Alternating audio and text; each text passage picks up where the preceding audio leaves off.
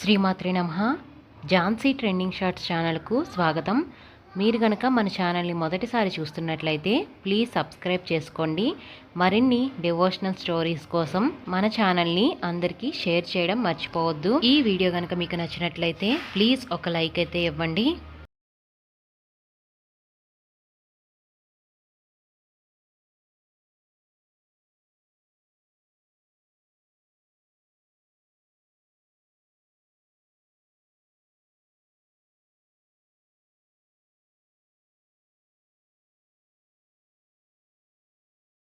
చూడగానే ఇదిగో ఈ మూర్తి ఇది అని మనం గుర్తుపట్టడానికి వీలు కలిగినటువంటి స్వరూపంతో ఉంటుంది. కానీ పరమశివుడి దగ్గరికి వచ్చేసరికి ఆ మూర్తి చాలా ఆశ్చర్యకరం. ఆయనది అసలు ఒక స్వరూపం కాదు, చాలా చిత్రాతి చిత్రమైనటువంటి స్వరూపం. ఒక చోట కరచరణాదులతో కనపడతాడు, ఒక చోట అర్ధనారీశ్వర స్వరూపంగా కనపడతాడు, ఒక చోట నటరాజుగా కనపడతాడు, ఒక చోట దక్షిణామూర్తిగా కనపడతాడు. అసలు పరమశివుడు పట్టినన్ని ఆయుధములు బహుశः ఏ మూర్తి ఎప్పుడు ఎక్కడా పట్టుండడు. ఎన్ని ముద్రలున్నాయో అన్ని ముద్రలు పరమశివుడు పడతాడు.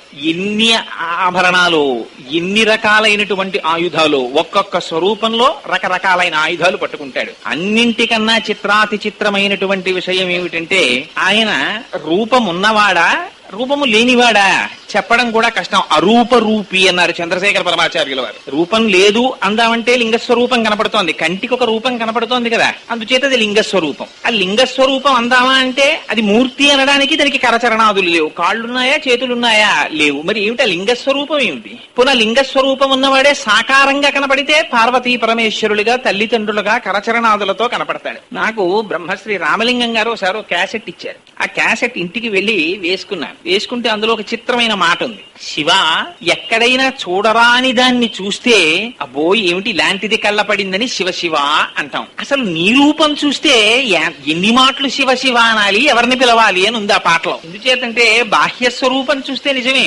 పునుకల పేరు కంఠమున భూరిభుజంగము భూషణంబుగా నమయము భస్మధారణము ఎద్రి నివాసము మీరు విల్లుగా ననుగుగ దంతి చర్మమును హస్తములందు కపాలశూలముల్ పడిబడి దాల్తు శంకరు కృపావరు రూపమును ఆశ్రయించదన్నంటారు. ఆయన ఉండేది చూస్తే రుద్రభూమిలో, వేసుకునేది చూస్తే బ్రహ్మాండమైనటువంటి పుర్రెల మాల, పోని చేతిలో పట్టుకునేది చూస్తే బ్రహ్మకపాల, తాగేది చూస్తే హాలాహలం, ఒంటి మీద చూస్తే పావులు, కట్టుకునే చర్మం చూస్తే, వస్త్రం చూస్తే రక్తం ఓడుతున్నటువంటి ఏనుగు తోలు, పైన కప్పుకున్నది చూస్తే పులితోలు. ఇన్ని అవలక్షణాలతో కనపడిన వాడిలా కనపడుతూ పోని ఇటువంటి మూర్తి ఏమిటో ఇంత మంగళకరంగా ఉంటాడండి స్వామి. ఆ శంకరుడి దగ్గరికి ఎవరెళ్ళైన పాదాలు పట్టుకోగలరు? బుస్సను ఓ పక్క పాములా, ఓ పక్క రక్తం ఓడుతున్న ఏనుగు చర్మమా, ఓ పక్కనేమో 3 కన్నులా, ఓ పక్క చంద్రవంక, పెద్ద జటాజూటమా, ఏమందం ఉందండి శంకరుడికి.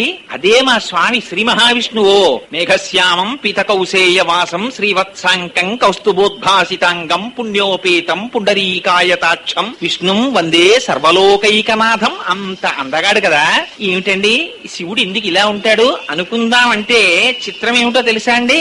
ఆ శంకరుడి అందం చూసి ముచ్చట పడిపోయి పూజ చేసిన వాడు మొట్టమొదట అసలు శ్రీ మహావిష్ణువు. ఎంత పూజ చేశాడంటే ఆయన సామాన్యమైన పూజ కాదు. కాళహస్తీశ్వర శతకంలో ధూర్జటి దెప్పి పొడిచాడు. వన్నీ ఏనుగుతోలు దుప్పటము బువ్వా కాలకూటంబు చేగిన్నే బ్రహ్మకపాలముగ్రమగు భోగే కంఠహారంబు నిన్నీలాగున నుండియుం తెలిసియుం నీపాద మూలంబునం చేర్చన్ నారాయణుడెట్లు మానసమునన్ శ్రీకాళహస్తీశ్వర. ఏమిటో స్వామి నువ్వు చూస్తే ఈ ఏనుగుతోలు కప్పుకుని ఈ బ్రహ్మకపాలం పట్టుకుని హాలాహలం తాగుతూ ఇలా ఉన్నట్టుంటావు. అంత అందగాడిగా కనపడే శ్రీ మహావిష్ణువు చూస్తే నీ పాదాల దగ్గర కూర్చుని ఇంత పూజ చేసి నీలో సగభాగాన్ని పొందాడు. పార్వతీదేవి కన్నా కూడా ముందు పరమశివుడిలో ఉన్నటువంటి సగభాగాన్ని పొందినటువంటి వాడు శ్రీమన్నారాయణుడు. అందుకనే హరిహరమూర్తి అని ఒక మూర్తి స్కాంద పురాణాంతర్గతంగా శివాష్టోత్తర శతనామావళిని పార్వతీదేవికి ఉపదేశించి అమ్మవారు అయ్యవారిలో అర్ధభాగాన్ని పొందడానికి కావలసినటువంటి నామములను ఉపదేశము చేసినటువంటి ఖ్యాతి శ్రీమన్నారాయణుడికి దక్కింది. మరి ఏమిటి, ఎందుకు శ్రీమన్నారాయణుడు అంత ఉపాసన చేసినట్లు? అది మంగళకరమైన స్వరూపమా, అమంగళకరమైన స్వరూపమా? ఎందుకు అలా ఉంటాడు? అసలు నిజంగా ఒక స్వరూపం అలా ఉండడం సాధ్యమయ్యేటటువంటి విషయమా? ఎవడైనా శ్మశానంలో ఉంటాడా? శంకర భగవత్పాదులైతే శివానంద లహరిలో చాలా ఆశ్చర్యకరమైన శ్లోకం ఒకటి చెప్పారు. స్వామి మీ దగ్గరికి వస్తాం, ఒక నమస్కారం చేస్తాం, కానీ మాకు మాత్రం ఎప్పుడూ పొరపాటున కూడా మీ ఇంటికి వచ్చినప్పుడు ఒక కప్పు కాఫీ తాగమని అడక్కండి అన్నారు. ఎందుకని? పరమశివుడు ఇంటికి మనం వెళ్ళామనుకోండి, మన ఇంటికి వస్తే ఏం చేస్తాం? అయ్యో పెద్దలు వచ్చారని ఏ దొరగారు వచ్చారనుకోండి మా ఇంటికి, దొరగారు ఒక కప్పు కాఫీ తాగండి అంటాం. వారు కాఫీ తాగరనుకోండి, అసలు ఒక కప్పు కాఫీ తాగండి అంటాం. అలా పరమశివుడి ఇంటికి వెడితే స్వామి కూడా ఏమో శంకరా వచ్చావా రా అని తను తాగుతున్నటువంటి హాలాహలం కొంచెం ఇస్తావేమో. అశనం గరళం, నువ్వు తాగేది చూస్తే గలవం, నాకెందుకు స్వామి వద్దు. అశనం గరళం, పోన్లేవయ్యా నా మెళ్ళో హారం ఒకటి తీసి నీ మెళ్ళో వేస్తానంటావేమో, అసలొద్దు.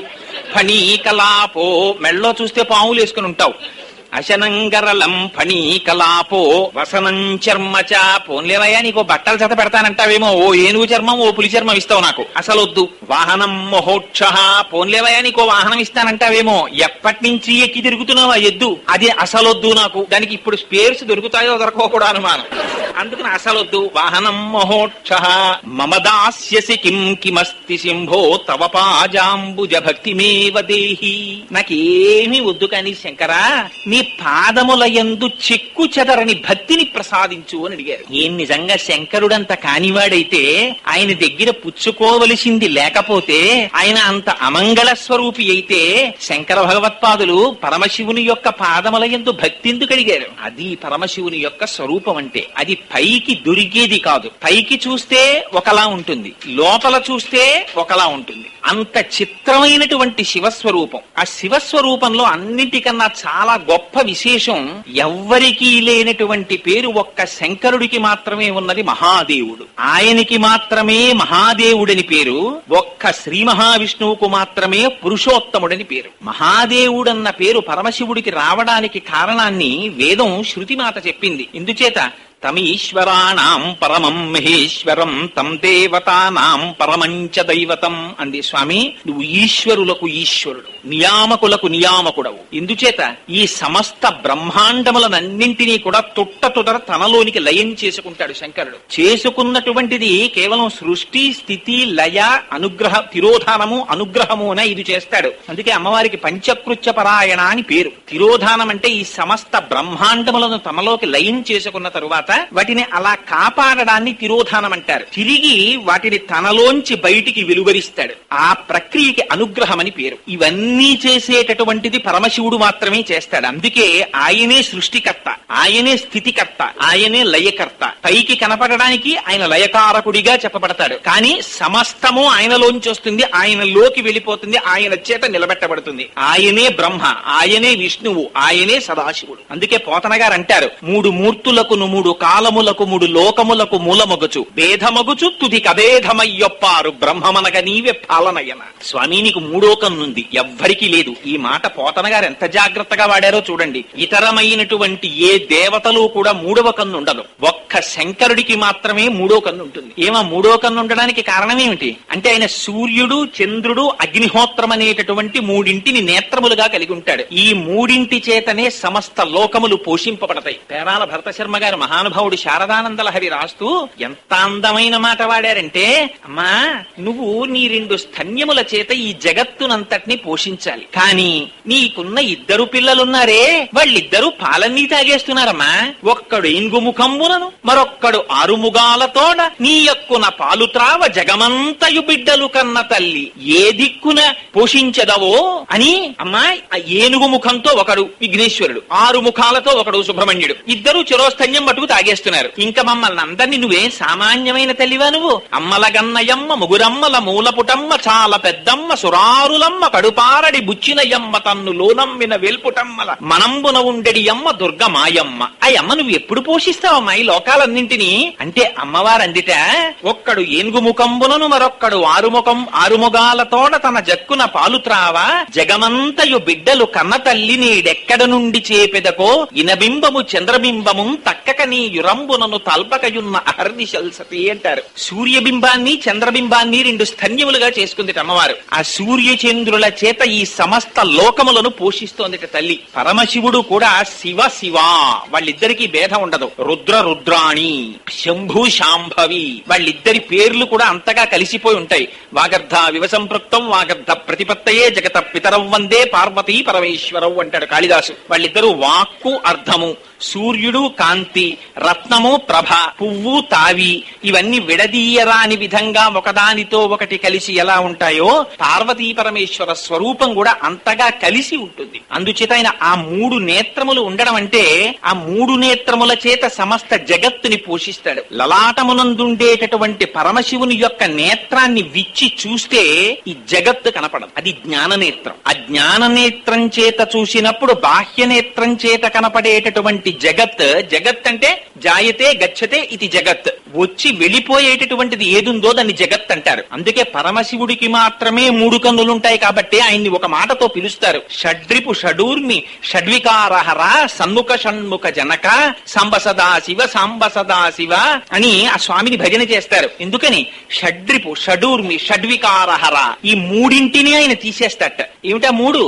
షడ్రిపులు, 6 శత్రువులను తీయగలిగిన వాడు శంకరుడు. కామ క్రోధ లోభ మద మోహ మాత్సర్యములు, వీటిని మనం తీసేద్దామంటే తీసేయడం కుదరదు. ఇవి నోటితో చెప్పినంత తేలిక కాదు. వ్యాస భగవానుడు దేవీ భాగవతంలో అంటాడు, ఇంద్రియాణి బలిష్టాని నని యుక్తాని మానద వికారాం స్థానని అపక్వస్య ప్రకుర్వంతి వికారాం స్థాననేకశః. హోయ్ పిచ్చాడా, ఏమిటో నన్ను నేను నిగ్రహించుకుంటాను అనుకుంటున్నావు, నీ ఇంద్రియాల్ని నిగ్రహించుకోవడం అంత తేలిక అనుకుంటున్నావేమో. ప్రపంచమంతా బయట తిరుగుతావు కానీ ఇక్కడే ఉన్నటువంటి ఇంద్రియములను నువ్వు నిగ్రహించుకోలేవు. కన్ను చూడకూడని దానిని చూడకుండా కంటిని నిగ్రహించలేవు, వినకూడని దానిని వినకుండా చెవిని నిగ్రహించలేవు, స్పర్శించకూడని దాన్ని ముట్టుకోకుండా చర్మాన్ని నిగ్రహించలేవు, రుచి చూడకూడని దానిని రుచి చూడకుండా నాలుకని నిగ్రహించలేవు. ఇంద్రియాలకన్నింటికి బానిసవై నువ్వు బ్రతుకుతున్నావు. సంకల్ప వికల్ప సంఘాతమైనటువంటి మనస్సు గుర్రముల మాదిరి నిన్ను ఈడ్చుకుపోతోంది. ఆ ఇంద్రియముల చేత వశుడవై నువ్వు తిరుగుతున్నావు. అటువంటి ఇంద్రియముల యొక్క ప్రకోపమైన షడ్రిపులను పరిమార్చగలిగినటువంటి వాడు శంకరుడు. షడ్రిపు షడూర్మి, మనకి 6 ఊర్ములను ఉంటాయి. ఇవి ఎప్పుడూ మారి మారి వస్తూనే ఉంటాయి. అవే ఆకలి, దప్పిక, శోకము, మోహము, జర, మరణము. అంతే మనుష్య జీవితం. మనుష్య జీవితం ఏమిటి? సమస్త పిపీలికాది పర్యంతంలో మీరు దేన్ని చూడండి ఇంతే, ఇవే జరుగుతుంటాయి. ఆకలేస్తుంది, తింటాడు. తినడం కూడా మళ్ళీ విచిత్రం. కడుపు ఆహారము చేత కడుపును నింపమని మాత్రమే అడుగుతుంది. అడగడం కూడా లోపల నుంచి శంకరుడు అడుగుతాడు. ప్రాణ అపాన వ్యాన బుధాన సమాన నాగ కూర్మ కృకర ధనంజయ దేవదత్తములని 10 వాయువుల రూపంలో స్వామి లోపల పనిచేస్తూ ఉంటాడు. అందులో ఆ ఆకలి వేసినప్పుడు కృకరం అనేటటువంటి వాయువు పనిచేస్తుంది. ఇక్కడ మంట వచ్చినట్టయి ఏదో లోపల పడైపోయి అంటుంది. లోపల పడైపోయి అని అడిగినటువంటి కడుపు ఎన్నడూ రుచిని కోరదు. మీరు జాగ్రత్తగా గుర్తుపెట్టుకోవాలి. ఉప్పు లేని పప్పుతో తిన్నా కడుపు ఒల్లనని అనదు. ఇలా ఉండు అని అడిగేదేది? వంకాయలు తెచ్చాను ఉల్లికారమే పెట్టు అని అడిగేదేది? కొత్తిమీరితో ఉండకని. నాలుగు అడుగుతుంది. రసేంద్రియానికి కడుపుకి బద్ధ విరోధం. ఇది ఇంకాతే అంటుంది. ఇది దాటిపోయిన తరువాత ఇక్కడికి వెళ్ళినదంతా ఇక అమాశయ పాకమే. పప్పు, కూర, పచ్చడి, పులుసు, స్వీటు, హాటు, లాలాజనం అన్ని కలిసిపోయి ఇక్కడికి ఎడితే అహం వైశ్వానరో భూత్వా ప్రాణినాం దేహమాశ్రిత. మహానుభావుడు అగ్నిహోత్రమై ఆయన పచనం చేస్తున్నాడు. ఎవరు పుచ్చుకుంటారండి? మనం తిన్నది ఒక్కసారి బయటికి వస్తే మళ్ళీ మనం తినం. కానీ లోపల ఉండి పరమాత్మ దాన్ని పచనం చేసి తెల్లవారేటప్పటికి శక్తిగా మార్చి రక్తంగా మారుస్తున్నారు. ఇన్నింటిని తయారు చేయగలరు కానీ రక్తాన్ని తయారు చేయగలిగిన ఫ్యాక్టరీని చూపించండి. అది ఒక్క పరమేశ్వర సృష్టి. రక్తం వేరొక చోట తయారు కాదు. శరీరంలో పరమేశ్వరుడే తయారు చేయాలంతే. ఆయన శాసనం అయ్యేంత వరకు మాత్రమే ఊపిరి ఉంటుంది. ఆయన శాసనం అయిపోయిందా వేరొక్క ఊపిరి తీయడం కుదరదు. అదిగో అటువంటి వాడై లోపల ఉండి నియంత్రిస్తుంటాడు మహానుభావుడు. అందుచేత సమస్త లోకములను పోషించేటటువంటి స్వభావం ఉన్నవాడు. చేత ఆకలి, దాహము, శోకము. మనకేమిటి? ఆకలి వేస్తుంది, తింటాం, అరిగిపోతుంది. మళ్ళీ ఆకలి, మళ్ళీ తింటాం, అరిగిపోతుంది, మళ్ళీ తింటాం. అందుకే శరీరాన్ని అన్నవికారము అన్నారు. తిన్నాడు తిన్నదంతా మారింది శరీరంగా. అన్నం అంటే తన చేత తినబడునది, తనని తినునది. ఆఖరణ అది మన తినేస్తుంది. ఇది తినకని డాక్టర్ అంటాడు. జింహచాపల్యానికి అదే తింటాడు, అది విని తినేస్తుంది ఆఖరికి. అందుచేత రెండర్థాలు అన్నానికి. అందుచేత ఆకలి, దాహము, శోకము, మోహము ఎప్పుడూ ఏడుపి. ఎందుకు ఏడుపు అంటే కోరిక. ఆ కోరికలు ఎవ్వడూ తీర్చుకోలేడు. పులినోట చేయి పెట్టి పొడు వంగవచ్చు, పలుమార్లు వచ్చెడి కోర్కెలీడేర్చరాదు, కొంకి ముళ్లను పరుచుకుని పొండవచ్చు, రంకు బుద్ధులు మాన రాదెట్లనైనా, ఇనుప స్తంభము కాల్చి ఎదమోపవచ్చు, తన వారిపై ప్రీతి తగ్గింపరాదు. ఎన్ని పనులైనా చెయ్యొచ్చు, ఎత్తి మొయ్యగవచ్చు ఏనుంగునైనా, బంగారుపై ఆశ బాయంగరాదు. ఇవన్నీ ఎవడు తీర్చుకోగలడు? ఎవ్వడికి తీరే కోరికలు కావు. ఈ కోరికల చేత ఎప్పుడూ కోరిక తీరకపోతే శోకం, మోహం, అక్కర్లేని విషయాలన్నింటి వెనకాతలా తిరగడం. ఈ లోపల ప్రత్యాయాంతికతాహ పునర్న దివసాహ కాలో జగద్దక్షక లక్ష్మీస్తోజ తరంగ భంగ చపలా విద్యుచ్చలం జీవితం తస్మాన్ మాం శరణాగతిం కరుణయా తం రక్ష రక్షాధునా అంటారు శంకర భగవత్పాదులు. కాలం సూర్యోదయ సూర్యాస్తమయాల్లో నడిచేస్తుంది. ఈ శరీరానికి జర్జరీభూతం అయిపోతుంది. ఇది వృద్ధాప్యం వచ్చేస్తుంది. కదలమంటే కాలు కదలదు, చెయ్యి కదుపుదామంటే చెయ్యి కదపదు, చూద్దామంటే కన్ను చూడదు, వాసన చూద్దామంటే ముక్కు చూడదు, పూజ చేద్దామంటే చేతులు సహకరించవు. ఎప్పుడో రిటైర్ అయిపోయిన తర్వాత అప్పుడు పూజలు పునస్కారాలు పురాణాలు. కానీ ఎందుకండి ఇప్పటి నుంచి దూర్జటేడిచాడు దంతంబుల్ పడనప్పుడే తనువుయం దారూఢియున్నప్పుడే కాంతా సంఘము రోయనప్పుడే జరాక్రాంతంబు కానప్పుడే వింతల్ మేన చెరించునప్పుడే కురుల్ వెల్వెల్ల కానప్పుడే చింతింపందల మీ పదాంబుజములన్ శ్రీకాళహస్తీశ్వర. ఓపికన్నప్పుడు అర్చన చేయాలి, కానీ ఓపిక అయిపోయిన తర్వాత నువ్వు చేసే అర్చనే ఉంటుంది. ఇంకా అందుకని అదిగో ఆ షడ్రిపు, షడూర్మి, షడ్వికారహర 6 వికారములు ఉంటాయి. ఈ సమస్త జగత్ అంతేనండి. మీరు జ్ఞాన దృష్టితో చూస్తే సమస్త జగత్తుకుండేదంతే. ఇంతకు ముందు ఎప్పుడూ లేదు, ఇప్పుడు వచ్చింది కొత్తగా. ఇప్పుడు 1959 ముందు కోటేశ్వరరావు అనబడేటటువంటి ఒక ఉపాధి లేదు, వచ్చింది ఇది కొత్తగాను. పుట్టుకొచ్చిన ఉపాధి ఉండిపోతుందా? ఆ పుట్టినది ఉన్నది అసలు ఉండాలి కదా. ఏడవాలి శిశువు, ఎడిస్తే ఉన్నాడు వీడు. పుట్టినది, ఉన్నది, పెరిగినది, మార్పు చెందినది, తరిగినది, నశించిపోయినది. సమస్త జగత్ అంటే ఈ 6 వికారాలతోనే వెళ్ళిపోతుంటుంది. ఇంతకు ముందు లేదు. కొబ్బరి చెట్టు పుట్టింది, పెరిగింది, వికారం చెందింది, పడిపోయింది, నశించిపోయింది. జగత్తంతా వస్తుంటుంది, వెళ్ళిపోతుంటుంది, వస్తుంటుంది, వెళ్ళిపోతుంటుంది. వెనక ఉండేటటువంటి తెర శాశ్వతం, సినిమా అశాశ్వతం. అది వస్తుంది, వెళ్ళిపోతుంది బొమ్మ. అలా జగత్తు కూడా వస్తూ ఉంటుంది, వెళ్ళిపోతూ ఉంటుంది. కానీ ఎవడి మానాన వాడు మాత్రం పెద్ద ధైర్యం. ఏమిటో వాళ్ళు వెళ్ళిపోయారు కానీ నాయకులు, నేను వెళ్ళిపోతానా, నేను ఉండిపోతాను అనుకుంటూ ఉంటాడు. ఎంత చిత్రంగా చెప్తారంటే, పక్కింట్లో దొంగలు పడ్డారండి అంటే 6 నెలలు ఇంటి తాళాలు వేసుకోకుండా పడుకోడు. పక్కింట్లో ఎవరో చచ్చిపోయారండి అంటే మాత్రం అయ్యో మన ఇంట్లో కూడా నేను వెళ్ళిపోతాను కదా ఏదో ఒక నాడు, ఉండిపోతానా, అందుకని జాగ్రత్తగా పెట్టే సర్దుకుందాం ఇప్పటి నుంచి అని చెప్పి సర్దుకునేవాడు కనపట్టలేదురా అని శంకర భగవత్పాదులు భజగోవిందంలో వాత పెట్టి మాట్లాడారు. నలినీదలగత జలమతి తరళం తత్వజీవితమతిశయ చపలం విద్ధిర్యాద్యభిమానగ్రస్తం లోకం శోకచ హంత సమస్తం అన్నారు. తామరాకు మీద నీటి బొట్టు లాంటి జీవితంలో ఎన్ని సంబంధాలు రా వీడికి, కొడుకులు, కోడళ్ళు, కూతుళ్ళు, అల్లుళ్ళు. ఒక్కసారి ఊపిరి వెళ్ళిపోయిందో ఆ కట్టెనక్కడ పడుకోపెడితే ఇన్ని శరీరాలు వస్తాయి. అక్కడికి కొడుకులు వస్తారు, కోడళ్ళు వస్తారు, అల్లుళ్ళు వస్తారు, ఇంతమంది వస్తారు. ఒక్కసారి ఇలా కన్ను తెరవదు, చూడదు, మాట్లాడదు. తీసుకెళ్లి నారేసి కట్టి శ్మశాన వాటికలోకి తీసుకెళ్లి దహించేస్తున్నారు. ఏమైపోయింది? కల్లరి బొమ్మయవు కాయమ్ములొల్లా అద్దె కొంపల పోలు ఆ భోగమొల్లా. ఆ లోకాలు శాశ్వత, అవి కాదు. పాయని పాపమవు భాగ్యమే నొల్లా తను పెంచు దొంగలవు తనయుల నొల్లా. వీడు వెంటనే మాటలు వేసేసుకుంటాడు. నీవేనా భాగ్యంబు, నీవేనా గతివి, నీవేనా బంధుండ, నీవేనా సుఖము అని శంకరుండి ప్రార్థన చేస్తారు. స్వామి ఇవన్నీ ఉండిపోయేవా? ఇవన్నీ ఏం ఉండేవు కావు స్వామి, ముందు చావుండంగ మురి ఎంగనగుని. అందుకని షడ్రిపు, షడూర్మి, షడ్వికారహర, సన్ముఖ షణ్ముఖ జనక సంబసదాశివ సంబసదాశివ శరణం మే తవ చరణయుగం. స్వామి నీ పాదములు పట్టుకుంటున్నామయ్యా అంటారు. వీటిని తీయగలిగినటువంటి వాడు శివుడు.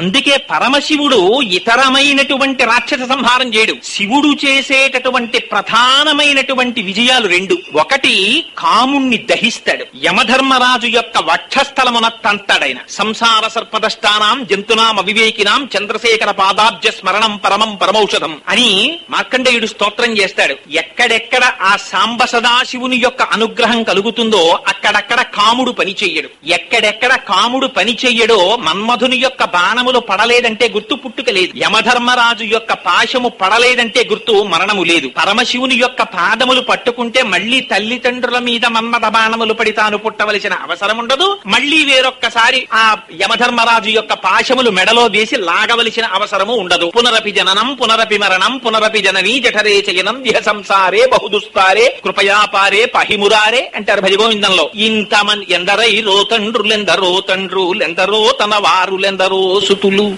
మునిపిన్ని జన్మములు పొందినానో కటకటా తెలియజాలనయ్య గర్వినై పొంగి హరమిమ్మునిటులనే పూజించినాడా కరుణతో మెచ్చుము ఘనుడ నీవాడా. నీ పూజ చేయగా నెరరు మునులు నీ పూజ చేయగా నెరరు సురలు కావున నా బోటి కలుడు నీ పూజ కావించునే కోటి కమలాప్త తేజ. జ్ఞాన విద్యాభ్యాస గతి నేనిరుంగా జ్ఞానయోగంబుల జాడల నిరుగా ఇంపైన మీ భక్తి పెంపుల నిరుగా క్రోధ చిత్తుండను కుటిలాత్మకుండ సాధుత్వహీనుండ చపలేంద్రియుండ తిండిపోతునే కాని తెలివేమి లేదు దండిపాపినే కాని దయ ఏమి లేదు. హరశివ శంభో మహాదేవయనచు హరసాంబ శంభో మహాదేవయనచు ఈ రెండు మాటలనెవడు పఠించు పారిపోవును వాని పాపములంచు. పెద్దలు చెప్పగా వినిమది నమ్మి బుద్ధి తెచ్చుక మిమ్ము పొడగంటి సుమ్మి ఎటుల రక్షించదో ఇంత దుష్టాత్ము ఎటుల రక్షించదో ఇంత పాపాత్ము. నాయన్న నా దొర నన్నేలువాడా నాయన్న నా దొర ననుగన్నవాడా దినపోషక దేవ సర్వదేవేశ దానవ కులనాశ దాక్షాయణీశ కామబాధల నన్ను కలగానియకు కామారి నన్ను బాసి కదలగాబోకు దుర్గుణంబుల నన్ను తులగానియకు దుర్గేశ నన్ను రోసి కదలగాబోకు. వాదకేదంబులు వదలుట రోసి ఖేదమోదంబులా పొందుట తెలిసి కాసు వీసాలపై కాంక్షలు లేక భాసురాంగుల మోహ పాశాల పడకుండా చేయుమితరంబులౌ సిద్ధుల నొల్లా అని ఆ స్వామి పాదముల యందు భక్తి కావాలని ప్రార్థన చేస్తారు.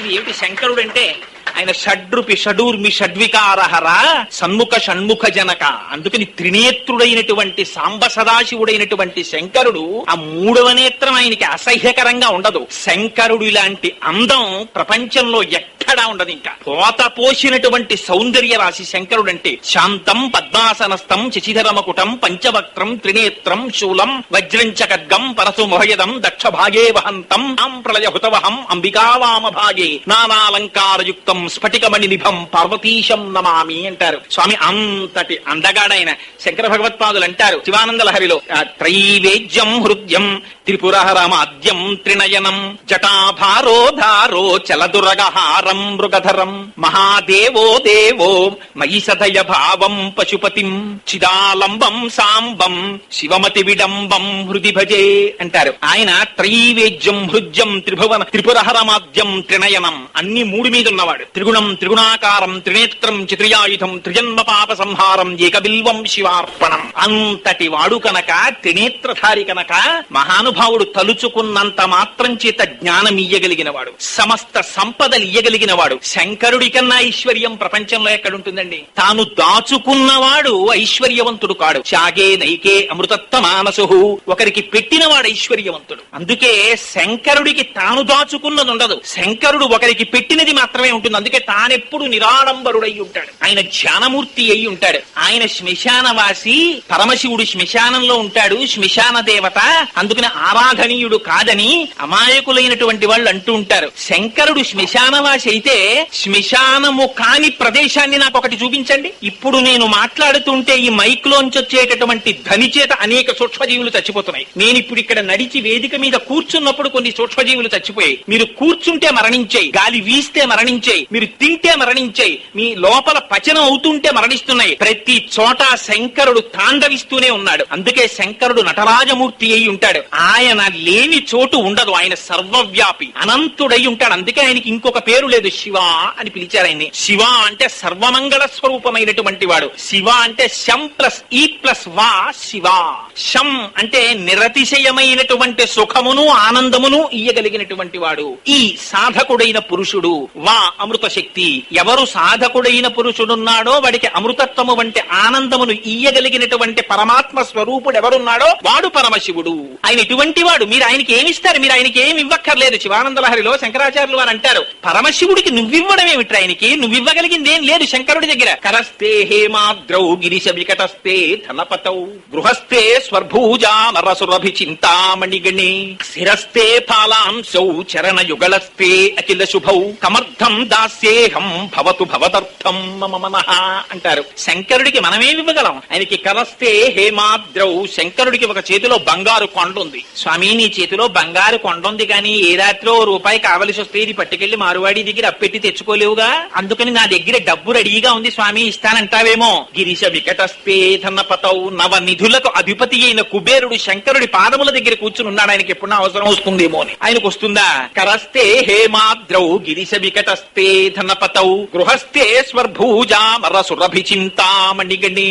కామధేనువు, కల్పవృక్షము, చింతామణులతో నిర్మింపబడిన గృహము పరమశివుడు. చింతించినంత మాత్రం చేత కోరికలు తీరుస్తుంది. శంకర భగవత్పాదులు సౌందర్యలహరిలో అంటారు, నఖైర్నాక స్త్రీణాం కరకమల సంకోచసిభిః తరూణాం దివ్యానాం హసతి యువతే చండి చరణౌ ఫలాని స్వస్యేప్యః కిసలయకరాగ్రేణ దదతౌ దరిద్రేభ్యో భద్రాం శ్రియమనిశమాహ్నాయ దదతౌ. కల్పవృక్షం దగ్గరికి వెళ్ళి ఇంకా ప్రార్థన చేస్తే అది పువ్వు పూసి పండు పండి కోరిక తీరుస్తుంది. మరి మా అమ్మో, ఆవిడ చింతామణి పాణిగ్రాహి మా స్వామి, ఆవిడ అమ్మవారి చెయ్యి పట్టుకున్నాడు మా సాంబ సదాశివుడు. చింతించినంత మాత్రం చేత కోరికని తీర్చే లక్షణం మా అమ్మకుంది. అటువంటి అమ్మకి పతి మా స్వామి. అటువంటి వాడు చింతామణి గృహంలో ఉన్నటువంటి వాడు. కామధేనువు, కల్పవృక్షము ఆయన కాళ్ళ దగ్గర ఉన్నాయి. ఆయనకు నువ్వేమిస్తావురా?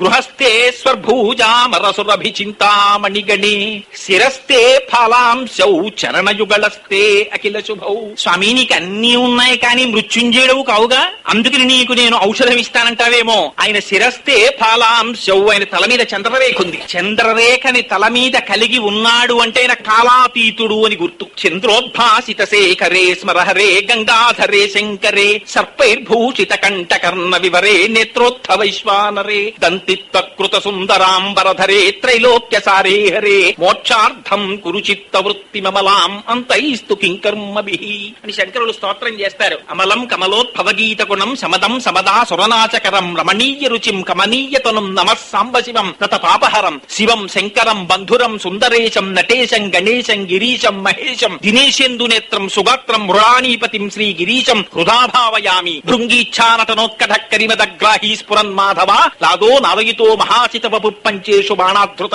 సత్వక్ష సమనోవనేషు నపున సాక్షాన్ మదీయే మనో రాజీవే భ్రమరాధిపో విహరతాం శ్రీశైలవాసీ విభు. ఆయన దేవతా సార్వభౌముడైన శ్రీశైలే స్వర్ణశృంగే మణిగణరచితే కల్పవృక్షాళి సీతే స్ఫీతే సవర్ణ రత్న స్ఫురిత నవగృహే దివ్యపీఠే శుభార్హే ఆసీన సోమచూడ సకరుణనయన సంగన స్వీర వక్త శంభుశ్రీ భ్రమరీశ ప్రకటిత విభవో దేవతా సార్వభౌమ అని పిలిచారు ఆయన్ని. అటువంటి మహానుభావుడు ఆయనకి నువ్వేమిస్తావురా? శిరస్తే ఫలాంశౌ చరణయుగళస్తే అఖిల శుభౌ. ఆయన పేరే శివుడు. నమశివాభ్యాం అశుభాపహాభ్యాం పరస్పరాశ్లిష్టముపుర్ధరాభ్యాం నగేంద్ర కన్యా వృషకేతనాభ్యాం నమో నమః శంకర పార్వతీభ్యాం. నమశివాభ్యాం అశుభాపహాభ్యాం. రావలసినటువంటి అశుభం ఏదైనా ఉంటే ఆ రోజున తనకి తెలియకుండా అనుకోకుండా పరమశివునికి సంబంధించినటువంటి ఒక కార్యం మీద బయలుదేరుతాడు. అరే రే వీడు శివ కార్యం మీద వెడుతున్నాడు రా, వీడికి ఇవాళ భయంకరమైన ప్రమాదం జరగాలి. పరమశివుట్ట దాన్ని జరగకుండా చెయ్యడం సాధ్యం కాదు, ఎందుకంటే కర్మఫల ప్రదాత కర్మ ఇవ్వాలి. కానీ భూమి మీద పడి కాళ్ళు చేతులు విరిగిపోయి హాస్పిటల్లో ఉండవలసిన వాణ్ణి కేవలం స్కూటర్ మించి కింద పడి దెబ్బలు తగిలి హాయిగా మనవడితో ఆడుకునేటట్టుగా చేసేస్తాట. యాక్సిడెంట్ జరగలేదా? జరిగింది. పడలేదా? పడ్డాడు. దెబ్బలు తగలలేదా? తగిలే. కానీ సంతోషంగా ఉన్నాడు. నమశివాభ్యాం అశుభాపహాభ్యాం. అశుభాన్ని తీసి శుభాన్ని ఇచ్చేస్తాట పరమాత్మ. ఆయన శాసనాన్ని ఎవరు ధిక్కరించగలరు గనక అంతటి వాడు శంకరుడంటే. అందుకని చరణయుగళస్తే అఖిల శుభౌ. శంకరుడి పాదాల దగ్గర ఉంటాయట శుభాలన్నీ. అందుకే ఆయనకి శంకర అన్నారు. శంకరోతీతి శంకర, శుభములను చేసేవాడు శంకరుడు. ఒక ఇంట్లో ఉపనయనం జరగాలన్నా, ఒక ఇంట్లో వివాహం జరగాలన్నా, ఒక ఇంట్లో షష్ఠి పూర్తి జరగాలన్నా, ఒక ఇంట్లో దీర్ఘాయుర్దాయంతో ఉండాలన్నా పరమశివుని పాదపు వేలు ఇలా కదిలితే వచ్చి మంగళతోరణమై ఇంటికి పట్టుకుంటుంది. చరణయుగళస్తే అఖిల శుభౌ కమర్థం దాస్యేహం భవతు భవదర్థం మమ మనః. స్వామి నేను నీకేమి ఇవ్వగలను? నేనేమీ ఇవ్వలేను. నా మనస్సుందే దాన్ని తీసేసి నీ పాదాల దగ్గర పెట్టేస్తున్నాను. ఎన్ని రకాలుగా వేడుకున్నారో శంకరాచార్యులు వారు. స్వామి ఎలాగైనా నా మనస్సులోకి నువ్వు ప్రవేశించవయ్యా అని అడగడానికి మహానుభావుడు మనకి దారి నేర్పడం కోసం శంకరులకి భక్తి లేకనా, శంకరులకి జ్ఞానం లేకనా, మహానుభావుడు మన నిత్యం ఏ శ్లోకములను చెప్పుకుని తరించిపోవాలో వాటిని మన కోసమని అందించినటువంటి మహాపురుషులు శంకర భగవత్పాదులు. అందుకే శంకర భగవత్పాదుల యొక్క చిత్రపటం లేని ఇల్లు ఉండకూడదు ఆంధ్రదేశంలో. ఆంధ్రదేశం ఏమిటి, ఎక్కడైనా సరే శంకర భగవత్పాదుల యొక్క చిత్తరువు ఉండి తీరాలి. మహానుభావుడు సనాతన ధర్మాన్ని నిలబెట్టిన వారు శంకర భగవత్పాదులు. శృతి స్మృతి పురాణానాం ఆలయం కరుణాలయం నమామి భగవత్పాదం శంకరం లోకశంకరం. ఏ మహానుభావుని యొక్క పాదములకు నమస్కరించినంత మాత్రం చేత శృతి స్మృతి పురాణములు ఏ రకమైనటువంటి ఇతర అర్థములు గోచరించకుండా సక్రమంగా భాషిస్తాయో అటువంటి శక్తి నియ్యగలిగినటువంటి జగదాచార్యుడు శంకరుడు. అందుకని అదిగో అంతటి శక్తి కలిగిన వాడవయ్యా అని చెప్పడానికి త్రినేత్రుడు అని పిలిచారు స్వామిని. సరే, ఇంకా ఒక్క నామమే పట్టుకుంటే కష్టం గనక అందుకని స్వామి పైకి చూడడానికి ఏమిటో అందరిలా కాకుండా బేసి కన్నుల వాడు 3 కన్నులతో ఉంటాడన్నట్టు అనిపిస్తుంది. కానీ 3 కన్నులతో ఈ సమస్త జగత్తుని పోషిస్తుంటాడు. ఆయన జ్ఞానం ఇస్తూ ఉంటాడు, మోక్షం ఇస్తూ ఉంటాడు. అందుచేతనే మహానుభావుడు శంకరుడు త్రినేత్రుడయ్యాడు. ఆయన వ్యోమవత్వ్యాప్త దేహాయ, ఆయన జుత్తు చూసినట్టయితే ఆయన్ని వ్యోమకేశుడు అని పిలిచారు. శంకరుడి తత్వం తెలుసుకోవడం చాలా ఆశ్చర్యంగా ఉంటుంది. ఆయన్ని చూస్తే ఆకాశం అంతా నీ జటాజూట ఉంది అన్నారు. జుత్తుట పరమశివుడిది ఆకాశం అంతా నిండిపోయి ఉంటుందిట. ఇవిడ అంత తలకాయ ఎవరికైనా ఉంటుందా అండి అంటే వ్యోమకేశుడు అన్న అర్థం ఎందుకు చెప్పారంటే ఆకాశము శబ్దములకు ప్రతీక. పంచభూతములలో ఒకటైనటువంటి ఆకాశములోంచి శబ్దములోంచి సమస్తం పుట్టింది. అందుకే శంకరుడి కుడి చేతిలో ఢమరుకుంటుంది. ఆ ఢమరుకని మొట్టమొదట 14 సార్లు మురుగించాడు ఆయన. అందులోంచి మాహేశ్వర సూత్రములు వచ్చి అందులోంచి సమస్త సాహిత్యము వాంగ్మయము పుట్టాయి. అందుకని వాంగ్మయానికి అంతటికీ కూడా దిక్కు పరమశివుడు. ఆయన పాదములు పట్టుకుంటే తప్ప జ్ఞానం భాషించదు. ఎవరు శంకరుని పాదములు పట్టుకుంటారో అటువంటి వారికి మాత్రమే పూర్ణమైన జ్ఞానం వస్తుంది. అందుకే పోతన గారు చూడండి, భాగవతం చెప్పుకున్నది విష్ణు కథ. ఆయన ఇలవేల్పు దుర్గాదేవి. ఆయన పుట్టింది పరమశైవ కుటుంబం. ఆయన చెప్పుకున్నది విష్ణు కథ. ఆయన చెప్పింది పలికిడిది భాగవతమట పలికించు విభుండు రామభద్రుండట నే పలికిన భవహరమగునట పలికెద వేరొండుగాథ పలుకగనేల. పోతన గారు చిరస్థాయిగా ఉండిపోవడానికి కారణం ఏమిటో తెలుసా అండి? అంత శివ కేశవ అభేద తత్వాన్ని చూపించారు ఆయన. పోతన గారు దశమస్కంధం రాసుకుంటున్నారు. పోతన గారు సొంతంగా రాసుకున్న పద్యం కాదది. దశమస్కంధం రాసుకుంటూ అనుభవించారు. వ్యాసుల వారు అనుభవించిన కన్నా కూడా ఎక్కువ అనుభవించారు పోతన గారు కృష్ణలీలల్ని. అందులో ఒకనాడు తల్లి చిన్న కృష్ణుడికి గజ్జెలు పెట్టింది కొత్తగా. ఆ కృష్ణుడు పాక్కుంటూ ముందుకెడుతున్నాడు. కొత్తగా గజ్జెలు పెట్టబడినటువంటి కాళ్ళేమో ముందుకి పాకుతుంటే కాళ్ళు గల్లు అనేవి. కాళ్ళకి గల్లు అనేటప్పటికి అమ్మో నా వెనకాతలు ఏదో వస్తోందని 2 అడుగులు పాకడం, వెనక్కి తిరిగి అమ్మ వంక చూసుకునేవాడు. ఎందుకని పిల్లలకి ఏదొచ్చినా అమ్మే రక్షకురాలు. వెనక్కి తిరిగి చూసేవాడు. అమ్మ అనేది నవ్వి ఏమిటో ఇంత పిరికివాడు ఇంత మాయకుడు ఈ కృష్ణుడు పాపం తన కాళ్ళ గజ్జలు గల్లు అంటుంటే భయపడిపోయి వెనక్కి తిరిగి చూస్తున్నాడు అనుకునేది. ఆ కుంతీదేవి దిప్పి పొడిచింది. కృష్ణ నీ భయాన్ని చూసి భయానికి భయం వేసిందండి. శ్రీకృష్ణ యదుభూషణ నరసక శృంగార రత్నాకర లోకద్రోహి నరేంద్ర వంశదమన లోకేశ్వరా దేవత నీక బ్రాహ్మణ గోగణాత్యహరణ నిర్వాణ సంధాయక నీకున్ మృక్యద త్రుంపవే భవలతల్లిచ్చాను కంపానిధి అని స్తోత్రం చేసింది ఆయన్ని. ఆ కృష్ణ పరమాత్మ ముందుకి వెడుతుంటే గజ్జలు గల్లు గల్లు గల్లు అన్నాయి. అనేసరికి కొంచెం ముందుకెళ్లి అమ్మోనా వెనకాతలు ఏదో వచ్చేస్తోందని మళ్ళీ వెనక్కి తిరిగాడు. అమ్మ పకపకా నవ్వుతోంది. అమ్మోనా వెనకాతలు ఏదో వచ్చేస్తోందని గబగబ గబగబ పాక్కుంటూ అమ్మ దగ్గరికి వచ్చేస్తున్నాడు. గబగబా పాకడంలో కాలి గజ్జలు కూడా గల్లు గల్లు గల్లు గల్లు గల్లు గల్లు అన్నాయి. గబగబా పాక్కుంటూ వచ్చి అమ్మ ఒళ్ళో గభాలన పడిపోయాడు. పడిపోతే ఆ పిచ్చి తల్లి యశోద, అందుకే అమ్మ అంతలా పిచ్చితనంతో పెంచింది కాబట్టి ఇవాళ వెంకటాచలంలో ఒకడు మాత అయ్యింది తల్లి. యశోదమ్మ పొంగిపోయి అయ్యో కృష్ణ నీ కాళ్ళ గజ్జలు కట్టాను నాన్న అని ఆ కాలు తీసి చేతిలో పెట్టుకుని ఇలా ఇలా మోగించి చూపించింది. కృష్ణ చూసావా గజ్జలు రా భయం లేదని. ఏం పాదాలండి ఆ పాదాలు? అవి దర్శనం చేద్దామంటే దొరకనటువంటి పాదాలు. ఆ చేతులేం మామూలు చేతులా స్వామివి. ఆదిన్ శ్రీసతి కొప్పుపై తనువుపై సంసోత్తరీయంబుపై పాదాబ్జంబులపై కపోలతటిపై పాలిండ్లపై నూత్న మర్యాదంచెందుకరంబు క్రిందకుట ఆపై నాకరంబుంటమేల్ కాదే రాజ్యము గిజ్జమున్ చటతమే కాయంబు నాపాయమే అన్నాడు బలిచక్రవర్తి. అటువంటి చేతులు అటువంటి పాదముల పాదములు బ్రహ్మ కడిగిన పాదము బ్రహ్మము తానిని పాదము అని పొంగిపోయారు అన్నమాచార్యుల వారు. అటువంటి పాదాన్ని చేతిలో పట్టుకుని చూడటమా ఎంత అదృష్టవంతురాలా యశోద అని చూపిస్తే ఏమీ ఎరగని వాళ్ళే వెళ్లి మట్టిలో ఆడుకున్నారు. ఆడుకుంటున్నట్ట. ఆడుకుంటూ ఆ పిల్లల్లాగా ఒళ్ళు మట్టి అంతా తీసి ఒంటి మీద పోసుకున్నాడు. చక్కగా ఇలా కూర్చున్నాడు, 2 కాళ్ళు జాపుకున్నాడు. అమ్మ మంచి పట్టుపుట్టం కట్టింది, ఒళ్ళంతా నగలు పెట్టింది. గజస్నానం అంటారు, పిల్లల్ని తల్లులు దెబ్బలాడుతుంటారు. ఒరే నీది ఏనుగు స్నానం రా, ఇలా స్నానం చేయించి వదిలేనో లేదో మళ్ళీ మట్టి పోసేసుకున్నావురా అని బాధపడుతుంటారు పాపం. ఆ మట్టి గుప్పిళ్లతో తీసి చక్కగా ఇలా పోసేసుకుంటున్నాడు. పోసేసుకుంటుంటే పోతన గారికి ఎటువంటి దర్శనమైందో తెలుసా అండి? మట్టి పోసుకుంటున్న కృష్ణుడు కనపడలేదు పోతన గారికి. తనువునంటి నధరణీ పరాగంబు పూసిన నిరిభూతి పూతగాగా ముందర వెలుగొందు ముక్తాలలామంబు తొగల సంగటిగా నితునకగాగా ఫలభాగంబుపై పరగునా విరిబొట్టు కాముని కాల్చిన కన్నుగాగా అని కంఠమాలికలో నిఘన నీల రత్నంబు కమనీయ మగుమెడ కప్పుగాగా హరవల్లులు రగ హరవల్లులు కాగ బాలలీల ప్రౌఢ బాలకుండు శివుని పగిది నొప్పె శివునకును తనకును వేరులేమి తెలియదలయునట్లు. ఈ శివకేశవ అభేదం అంటే ఒంటి మీద పోసుకున్నటువంటి ఆ మట్టిట విభూతి రాసుకున్న శంకరుడిలా కనపడ్డట. తనువునంటి నధరణీ పరాగం పూసిన నిరిభూతి పూతగాగా ముందర వెలుగొందు ముక్తాలలామంబు తొగల సంగటిగా నితునకగాగా. అమ్మ చక్క కొప్పొకటి వేసి దానికి బుచ్చాలహారం కట్టింది. అది చూస్తుంటేట పరమశివుడు తన కపద్ది అని ఆ జటాజూటానికి కట్టుకున్న పావుల్లా కనపడుతున్నాయిట. ఆ చంద్రవంకలా కనపడిందిట. తొగల సంగటిగా నితునకగాగా ఫలభాగంబుపై పరగునా విరిబొట్టు కాముని కాల్చిన కన్నుకాగా. అమ్మ చక్కటి ఆవిరిబొట్టు లలాటమునందు పెట్టింది. అది చూస్తే మన్మధుణ్ణి కాల్చేసిన 3వ కన్నులా కనపడుతోంది నాకన్నారు. కాముని కాల్చిన కన్నుగాగా కంఠమాలికలో నిఘన నీల రత్నంబు కమనీయ మగుమెడ కప్పుగాగా. అమ్మ మెళ్ళో పెద్ద హారం వేసి దానికి ఒక నీల పతకం వేసింది. ఆ కాంతి కంఠానికి కొడుతుంటే నీలకంఠుళ్లా కనపడుతున్నాడు నాకన్నారు. హారవల్లులు రగ హారవల్లులు కాగ బాలలీల ప్రౌఢ బాలకుండు. ఆ మెడలో వేసినటువంటి ముత్యాల హారాలు చూస్తే శంకరుడు మెడలో వేసుకున్న పావుల్లా కనపడుతున్నాయిట. లా కనపడుతున్నాయి కాదు, శివునకును తనకును వేరులేమి తెలియ వెలయునట్లు. ఓయ్ పోతనా, నాకు శంకరుడికి తేడా లేదు, మేమిద్దరం ఒక్కటే అని నాకు దర్శనమిచ్చారు కృష్ణ పరమాత్మ అని పొంగిపోయారు పోతన గారు. ఈ శివ కేశవ అభేద జ్ఞానం శంకరుని యొక్క పాదముల నుంచి వస్తుంది. అందుచేత ఆయన మహానుభావుడు 3 కందులు కలిగినటువంటి వాడు. వ్యోమవత్యప్త దేహాయ దక్షిణామూర్తయే నమః.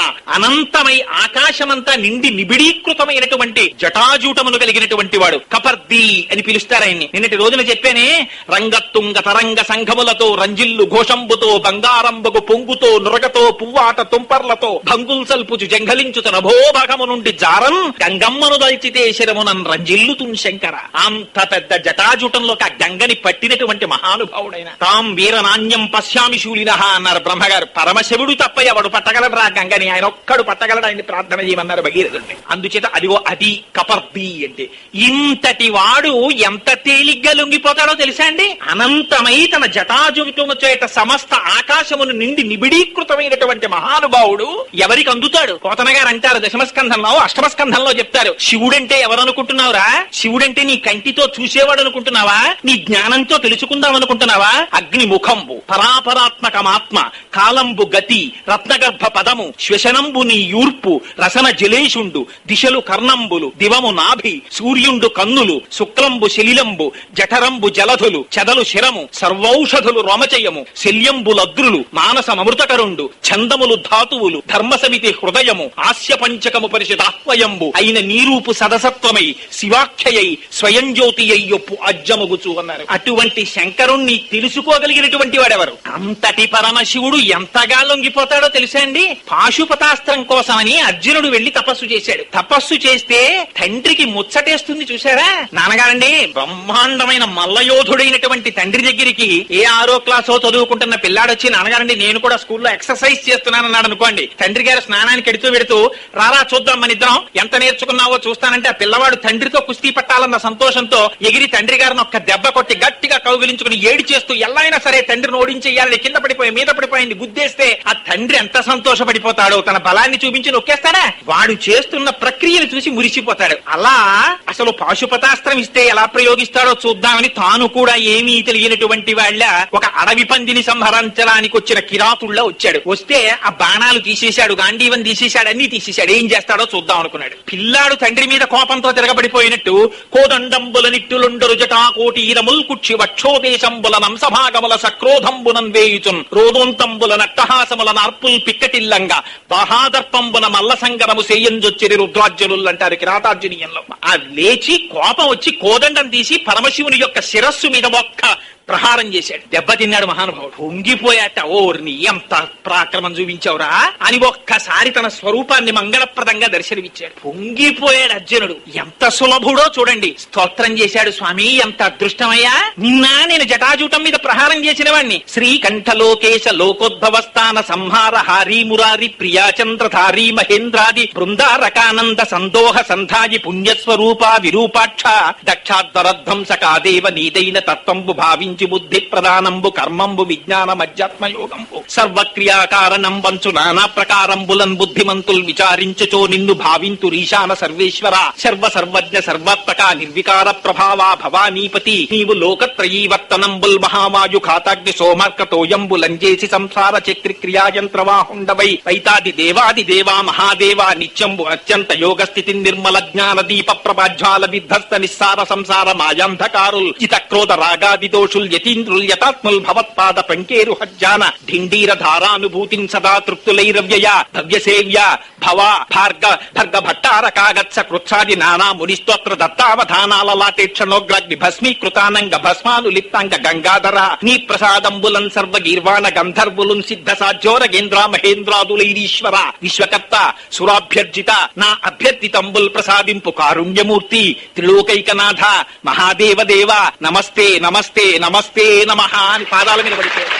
అంతటి సులభుడా మహానుభావుడు, అంతటి వ్యోమకేశుడు. మార్గావర్తిత పాదుకా పశుపతే రంగస్య కూర్చాయతే గండూషంబు నిషేచనం పురరిపోర్ దివ్యాభిషేకాయతే కించిత్ భక్షిత మాంసశేష కపళం నవ్యోపహారాయతే భక్తి కిం నకరోచ్చహో వనచరో భక్త్యావతంసాయకేని పొంగిపోయారు శివానంద లహరిలో శంకర భగవత్పాదులు. అంతగా లొంగిపోయేటటువంటి స్వభావం ఉన్నవాడు. అటువంటి శంకరుడు మెడలో ఎక్కడ చూసినా బ్రహ్మాండమైనటువంటి పుర్రెల మాల ధరిస్తాడు. ఏమా పుర్రెల మాల? ఆయనకి తలుచుకుంటే ఓ కాసు బంగారం పెట్టి ఆయనకి మెళ్ళో గొలుసు చేయించేవాడే లేడా? నిజంగా శంకరుడు ఏమీ లేకలా పాములతో కనపడితే మా దొరగారు చాలరు స్వామి చేయించుకో అని ఒక గొలుసు చేయించి ఇవ్వడానికి. కానీ ఏ శంకరుడికి ఇచ్చే భక్తులే లేరా? ఎందుకు అలా ఉంటాడు ఆయన అంటే అది ఆయన స్వభావం. ఆయన బ్రహ్మమస్తకావలి నిబద్ధతే నమ శివాయ అనే నక్షత్రమాలా స్తోత్రంలో స్తోత్రం చేశారు శంకర భగవత్పాదాచార్యులు. ఎందరో బ్రహ్మలు వస్తుంటారు. ఆ బ్రహ్మలందరూ పుడుతూ ఉంటారు. సృష్టి చేయబోయ్ అంటాడు పరమశివుడు. ఆయన సృష్టి చేస్తాడు. చిట్ట చివర ఆ బ్రహ్మగారికి కూడా ఆయుర్దాయం తీరిపోయి వెళ్లిపోతాడు. అయ్యో ఈయన కూడా వెళ్ళిపోవడమా? బొత్తిగా నేను చెప్తే పాపం వేదాన్ని నమ్ముకుని సృష్టి చేసిన వాడు ఈయన కపాలం కూడా శ్మశానంలో పడిపోవడమే అని తీసి గౌరవంగా మెళ్ళలో పెట్టుకున్నట్టు హారం కింద పెట్టుకుని అలా మెల్లిగా పెరిగిపోయి ఆ బ్రహ్మమస్తకావలి నిబద్ధతే నమ శివాయ ఎంత పెద్ద పుర్రెల మాలై కూర్చుందంటే అదొక పెద్ద హారం. ఎందుకు ఈ పుర్రెల హారం? ఆయనకి చేతకాక వేసుకోలేదు. తన భక్తుడైనటువంటి బ్రహ్మగారిని కటాక్షించడానికి మెళ్ళలో వేసుకున్నాడు. ఇంతమంది బ్రహ్మలు వెళ్ళిపోయారు, ఆయన మాత్రం అలాగే ఉండిపోయాడు. అది శంకరుడు అంటే. అందుకే శంకరుని యొక్క తత్వాన్ని అర్థం చేసుకోవడం ఎవ్వరి తరం కాదు. శివమహా